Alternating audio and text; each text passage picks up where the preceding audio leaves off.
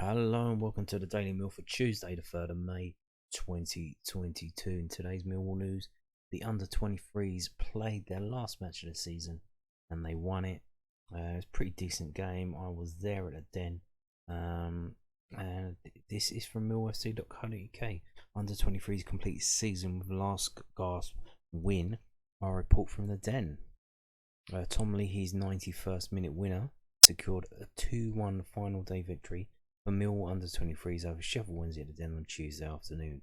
Sean O'Brien gave the Lions a lead in the Professional Development League fixture, but after Sam Durrant equalised from range later in the first half, it seemed as though the game would end in a draw. Substitute Leahy, however, got his head on the end of a Jaden Davis cross 1 minute into added time to win the 3 points for Kevin Nugent's side. Nugent filled in the usual names of Arthur Penny, Nana Boateng, Abdul Malik and Moore for the final fixture of the season. The opening goal came on just 9 minutes in, a minute after Kamal Grant had a header disallowed for offside, as O'Brien flicked home a cross. Durrant then restored parity by crashing in an effort off the far post from 30 yards out, but Leahy's goal ensured the under-23s finished the campaign in style. And the team was Gilmore, Walker, Adam Malaki, Smith, Penny, Grant, O'Brien, Davis, Boateng, Abdul Malik, Allen, and there was one substitution, Leahy on 76 minutes for Boateng, who was the goal scorer. Subs not used: Grande, Hammond, Essay, and Cotton. So yeah, it was a decent game. Millwall played very, very well. I would say maybe Arthur Penny was a bit shaky for some reason. I don't know why. The last couple of games he's been playing with Bisart Topolodge, and he wasn't playing today. Maybe that's the reason, just different setup at the back. I don't know. But everyone was playing really well, and I was made a like thinking like, oh wow, Jaden Davis is playing really well. Like, he was the biggest player for Millwall, like biggest and strongest. So he was kind of sitting in front of the defence, because Sheffield Wednesday had a few big players, like grown men players, the number 9, the number 4, the number 2, I think. So he was kind of having to be the enforcer, backing up the smaller players and getting involved and going side to side, going up and down the pitch. He must have run about 6 miles today. Did a lot of work, and just as I'm thinking like how well he's playing, he kind of doesn't close down their player. Just kind of saunders up to him, and that allows the player just kind of shoots out of nowhere, which they don't normally do because they don't really have the shot power to do it. And if they do shoot from range, everyone's like, this is not really a problem for the keeper. It just goes wide or over. But this lad, I think he was an ex-Liverpool player or something. There's a story in the Sheffield press about him. Yeah, he kind of just fired a rocket up and down, right into the corner. He hit the post and then bounced in. I don't know if Gilmore thought it was going wide or what, because he was close enough to it that he didn't have to dive, but he kind of moved over there and just put his hands out and oh, what happened there? Yeah, he hears the noise and like, oh, he hears the noise of the wood hitting the wood, and then obviously the rustle of the net. He's like, oh no. So I think maybe he thought it was going wide, but yeah, everyone played really, really well today. See some players in the stands in the first half: Aidan Muller, Seb Drozd, Bisart Topolodge, and I think Chin Hockley. And second half they went down and sat down behind the dugout, which where Gary Rowett was, apparently, because seeing him pop up at half time. He went inside to get a hot drink, came back out, and weird moment, he was on the phone to someone, and then he walked over and he kind of patted the pitch, and the pitch looked really good. I mean, this new pitch, a lot of people were saying it's causing injury. It may have caused the injuries earlier in the season, but it looked really, really good. I mean, it was green all over. The only bit that was kind of cut up was inside, like a little thin line where the goalkeeper stands in the goal just in front of the CBL. But apart from that, the rest of the pitch looked absolutely beautiful, and you could even hear it when the players were warming up before the pitch and they were playing long balls over. You could hear the ball hitting the thud of the grass when it hit the grass. So, I mean, it was really good. So yeah, that was it, and pretty decent. Did you watch it? Did you watch it on recast? I know a few people did. There were still a fair few in the stands as well, the usual 200 or so. Yeah, enjoyable day and good to see the players coming together. One thing, like the start of the second half, we started poorly, and it was all kind of Sheffield Wednesday really putting us on the back foot and not really getting any clear-cut chances. So much so that the photographer who went up behind the goal that we were attacking, hoping to get some photos, after about 5 minutes he's thought, fuck this, and he's come back down on the side, close to the halfway line, because that's how much we were kind of being pegged back. But yeah, there you go. That's the match report from Millwall and my thoughts on it as well. I'm going to show you the pictures here that the geezer took. This looks like it's from maybe the first goal. There's Sheffield Wednesday in their lovely pink kit, Macron kit. We could have had a kit like that with Macron, no? That was the offside goal. You can see there. Mahlon Grant. I mentioned this in the last game match report about Sean O'Brien and Mahlon Grant having a few things worked out. Few routines worked out. Really do working well. Yeah, I think everyone played really well today, except for again Arthur Penny, who looked a bit shaky at times. Other than that, everyone was superb. There you can see that grown man for Sheffield Wednesday there. See if they got the other one, the black guy with sort of dreads. He was like the biggest player on the pitch. But there's the winner there at the end. Beautiful stuff. Beautiful stuff. So what is it? Well, that was their last game of the season. I think we just got the under 18s got a game away at Barnsley at Oakwell on Saturday morning. But here we are in the table, not too good. 21 points off the top. Quite remarkably, so Cardiff City were the juggernaut runaway leaders. They were unbeaten for a long time, and then when Steve Morrison had to, well, he didn't have to, but he went up and took the first team job, they kind of fell away. So tells you how good he is of a manager of at least under 23 teams. But where are we? So we finished 5th in the Southern Division. We won 9, drew 3 and lost 12. Scoring 34, conceding 45. And just like the first team, home form, absolutely fantastic. Second best in the league. 8 wins, 1 draw, only 3 defeats. Only conceded 13 goals at home. Away, absolute rock bottom dog shit. 1 win, 2 draws, 9 defeats, only scoring 12 goals and conceding 32, which is the most in the league.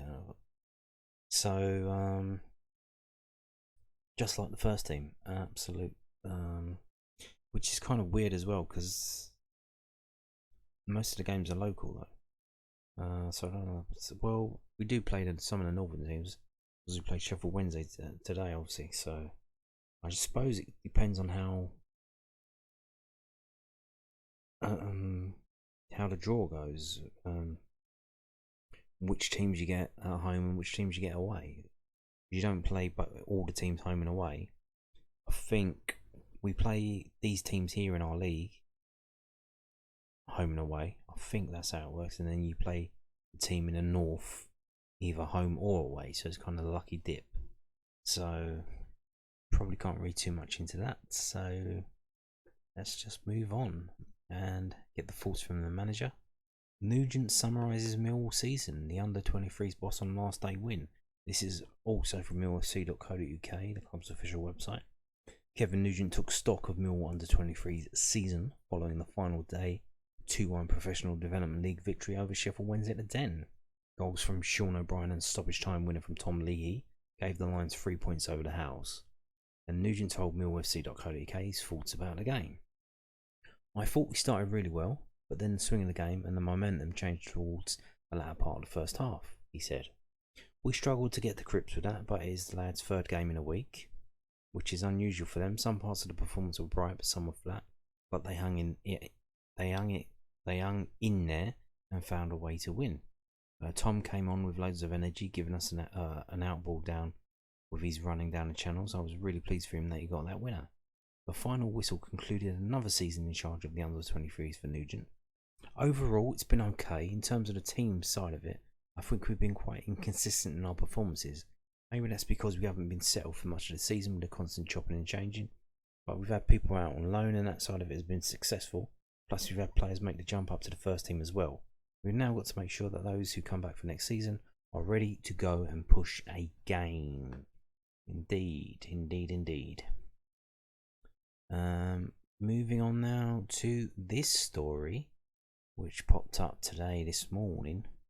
This is from londonnewsonline.co.uk. Millwall to listen to offers this summer for Cardiff City linked defender. Millwall will listen to offers for Mahlon Romeo this summer. The 26-year-old has spent the last League One season on loan at Portsmouth. Right back Romeo has been linked with Cardiff City, now bossed by his former Lions teammate Steve Morrison. Portsmouth manager Danny Cowley told the News, I don't think it would be possible for us to keep Mahlon. From a financial perspective, I would anticipate he'll stay in the Championship. Romeo has played 221 first-team matches for Millwall. The last of those was against Cardiff City, a 3-1 away loss in August 2021. Lions manager Gary Rowett told the South London Press, I've heard other managers talk about our player, which is understandable. The expectation is that I think we're open to offers in the summer, which is why Mahlon left us to go to Portsmouth. He wanted to play regular football. I'm pretty sure he will want to do the same again next season, ideally for him at a higher level. We'll see what happens. He is our player until we get an agreement or an opportunity that fits everybody. Then that's what it is really. So, yeah. Trying to offload him, but not make it known that you're trying to offload him. So you get the best offer you can get. Which, what would it be now? He's been alright in League One. He's been decent in League One. He hasn't been outstanding. I don't think.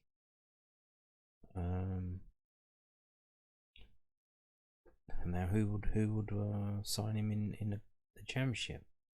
Is that his level? Is that a step up too far? Would he be an average or below average player in Championship, above average one in League One? Which is which way do you go? If you're an average player in the Championship, you might be spending a lot of your time on the bench, not playing anyway. That's why you're not getting a regular first team football.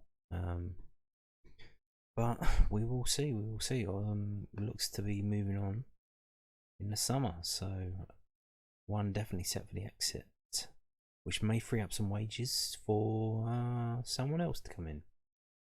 Okay, so obviously yesterday we found out that Luton Town not very good. And here we have Gary Rowett's thoughts on that. Mill boss reacts to Luton's 7-0 loss at Fulham, which leaves the Lions with a goal difference advantage.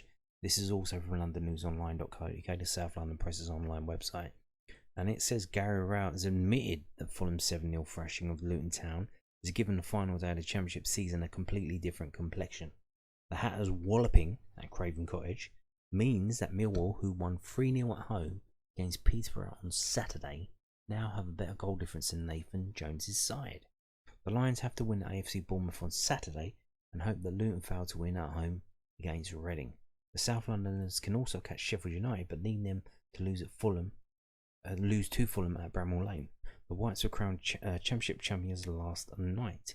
Middlesbrough at Preston North End are also ahead of Millwall in the table. Asked about Luton's heavy loss, Rowett told South London Press, "It's a funny one because I paused the game at 1-0 and Dave Carolan, Mill's performance coach, texted me. I looked at my phone, I was doing something random, and he said, 'My God, the fourth goal is unbelievable. Cheers, Dave, you ruined the whole bloody game for me.' You have to feel for anyone getting beaten 7-0 at this stage of the season, but Fulham can do that to any team. The interesting thing is that all the talk before the weekend was about Sheffield United and goal difference, and now there's a completely different complexion on the possibilities at the weekend. It's still out of our hands, we know that, but a 10-goal swing certainly changes one or two things. The last day is going to be exactly the same as any other last day. There's lots of different permutations. It's going to be about who can go and hold their nerve under pressure when it really matters. We're not going to probably know that until about 2:30 on Saturday afternoon. It is very, very exciting.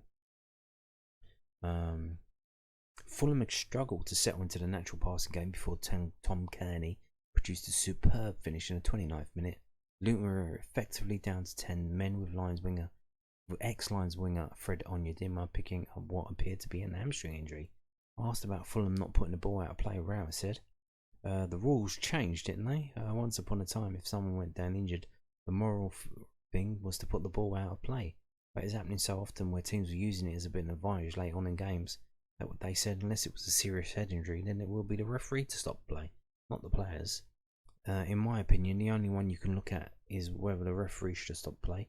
But it was clear it wasn't an head injury. I don't think anyone would complain about that. Of course, if it happens to you, then you might feel a little bit hard done by. 9 times out of 10, you see a player bounce back up and they're actually okay. I didn't see it as anything particularly bad or unsporting, so there you have it. So there you go. Gary Rowett saw them go 1-0 up and then just paused it, which is odd. I don't know. I was following that game on TalkSport 2, and when that fourth goal went in, I was up and dancing. I tell you, for real. And when it was 7, I mean, I was bouncing off the walls, mate. Absolutely fantastic that was. Now, today there was a game. Doesn't really impact us, I don't think.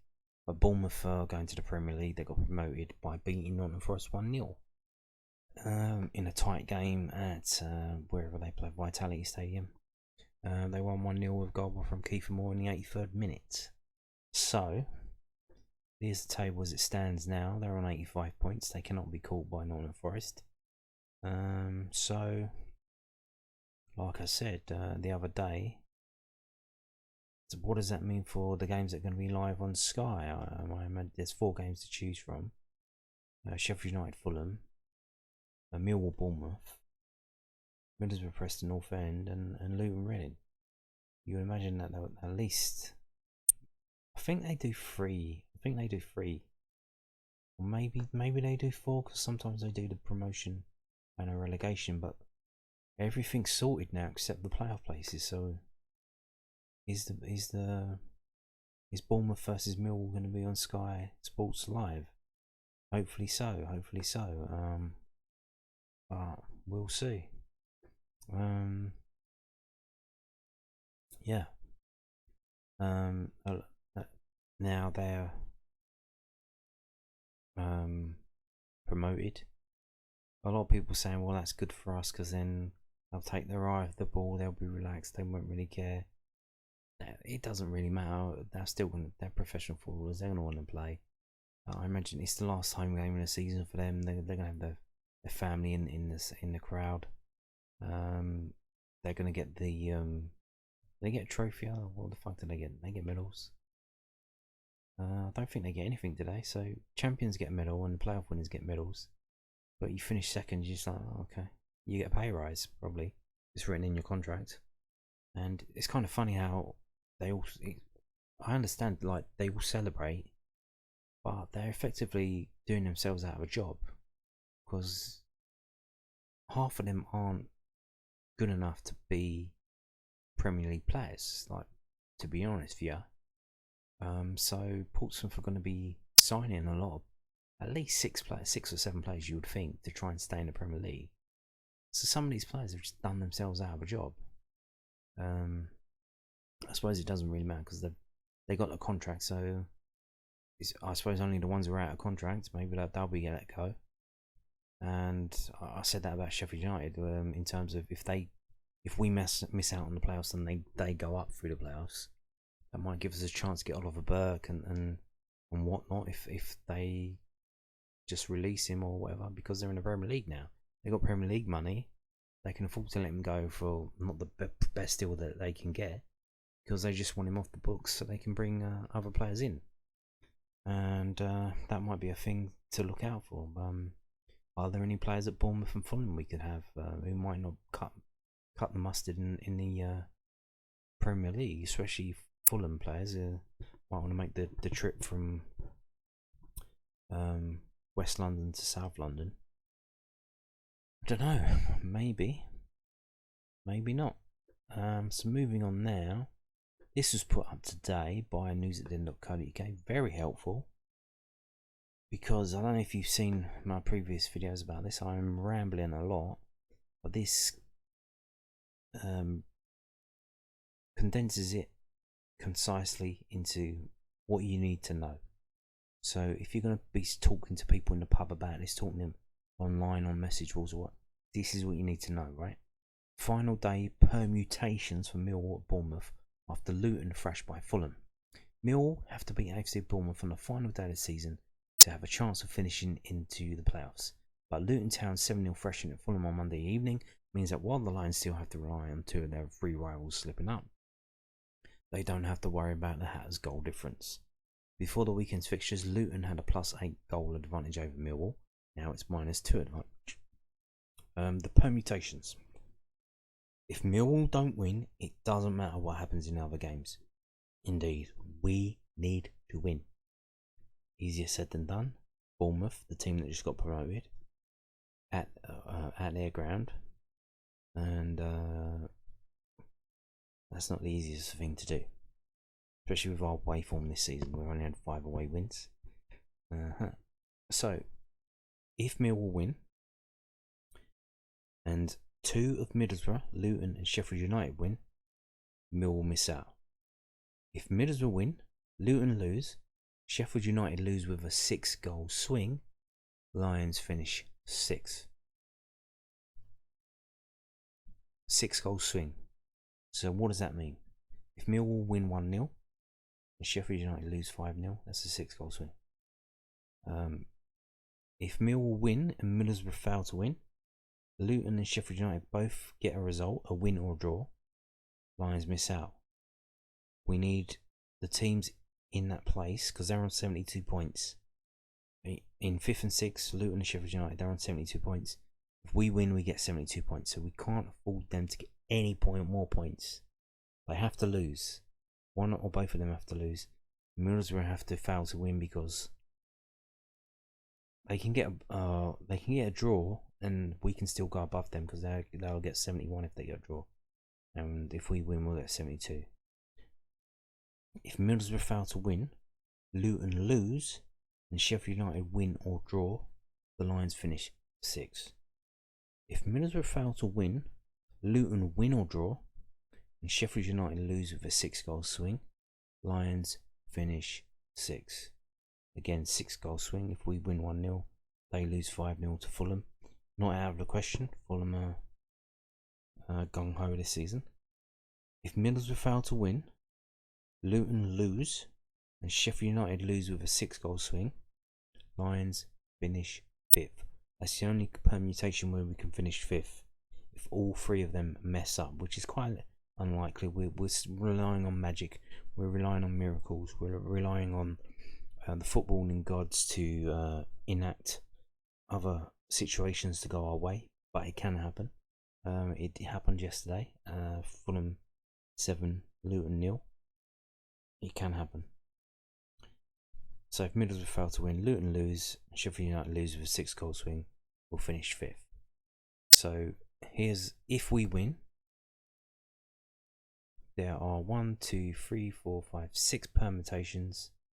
2 of them mean we miss out, 3 of them mean we finish 6th, and 1 means we'll finish 5th. So on those odds, you would say it's quite likely that we could finish 6th. And here's the fixtures, if you didn't know. Middlesbrough away, which is good because the home record is very, very good. Away record, not so much. Luton Town versus Reading, they got backup goalkeeper. He didn't do too well the other day. What does that mean? They could probably still beat Reading. They've got injury problems. I imagine if they play for the draw, maybe they'll play for the draw. Because that's all they need. That's all they'll need is a draw against Reading. And if they play for the draw and they come unstuck, that might be the situation that can help us if they try and play for the draw. But there you go. So this here is concise, condensed, written down what can happen on Saturday, May the 7th at 12:30. So have this in your mind. I might pin it. I might put in the comments and pin it, just so you'll know. This is what can happen. So thumbs up to whoever at News at Den figured all this out and wrote it down, because it was giving me a headache trying to keep up with it. But there it is. News at Den. There you go. Support News at Den. Why not? Now we're going to move on to this last story now. A bit of an oddball one. And the club have taken to putting up some kind of weird and off the wall job vacancies up on their website. I imagine it's because it's free publishing, isn't it? It doesn't cost them anything, and the likelihood is they'll get someone who is a fan or a friend of a fan or family of a fan, so kind of keeps it in the family and spreads the money out. And if you imagine if you're a Millwall fan and you get a job at Millwall, some of their salary that they give to you, you're probably more likely to go and spend back at the club with a season ticket or in the club shop or whatnot. So it's kind of circular money. So they're hiring a commis chef now. The other couple of weeks ago, they were looking for a head chef. So looks like they found a head chef, but weirdly, the head chef hasn't got any contacts that can get him a commis chef. Millwall Football Club is looking for a commis chef to work alongside the performance head chef. The role will assist with the daily operation of the kitchen whilst ensuring that the reputation for excellent food quality is upheld. Offering breakfast, lunch and snacks for 70 to 80 players and staff, Monday to Friday with occasional weekends required, you will have a strong desire to work with an elite performance environment. And for a full job description and details of how to apply, click here. The closing date for applications is Wednesday the 11th, so not that much to get on with it. So just a week. So 207 views, that, which maybe one of them will tell someone and it will spread around. I don't know, but so it seems the club are putting on meals at the training ground for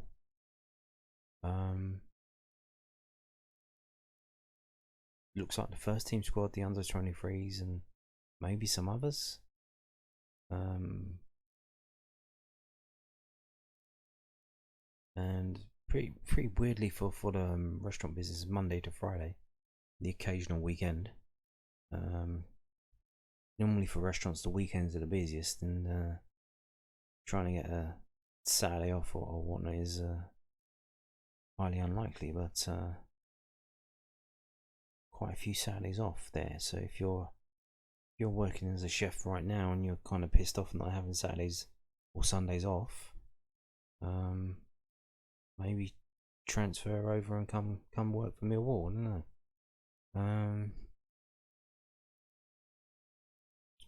So yeah, so this seems to be a new thing. I think the chefing stuff for the club and the den, I think it's run by an outside company.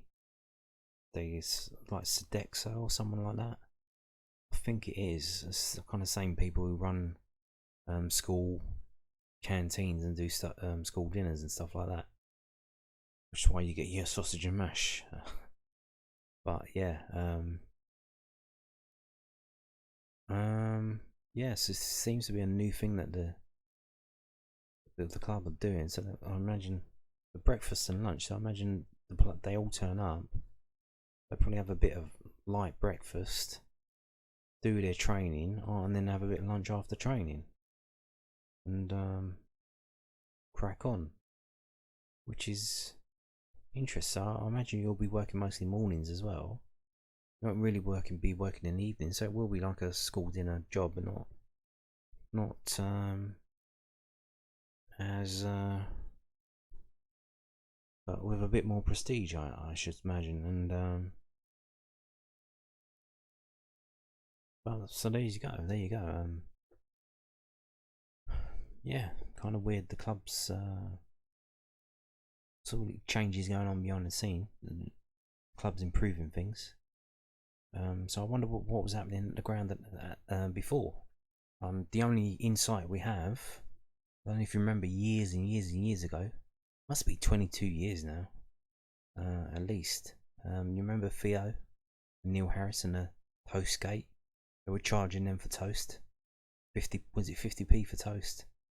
That's the only insight we had to the feeding arrangements for the players at the ground, or at the training ground. So yeah, but that's all changed now, isn't it? It's all nutritional analysis, stuff like that. Was it cherry juice and pickle juice they have? Drinking your pickle juice to get your electrolytes back up and stuff like that. All very weird. Anti-inflammatory, turmeric and stuff like that. Yeah, it's all changed now in the 22 years since then. With your dry toast that you're being charged 50p for. All very high tech, and just shows what's going on behind the scenes. Could we be doing this if we won the Championship club? I don't think so. So they're trying to make improvements here, there, and everywhere. They're trying to improve the training ground. They're going to move to the new place in the Seven Oaks. They're moving from Macron to Hummel. Will that be improvement? I don't know, but little things going on behind the scenes, trying to improve things. Let's see if that translates on the pitch as well. With new players coming in, or maybe old players returning. Maybe Benicophobe signing permanently. That would be good. And on that note, thank you for watching and goodbye.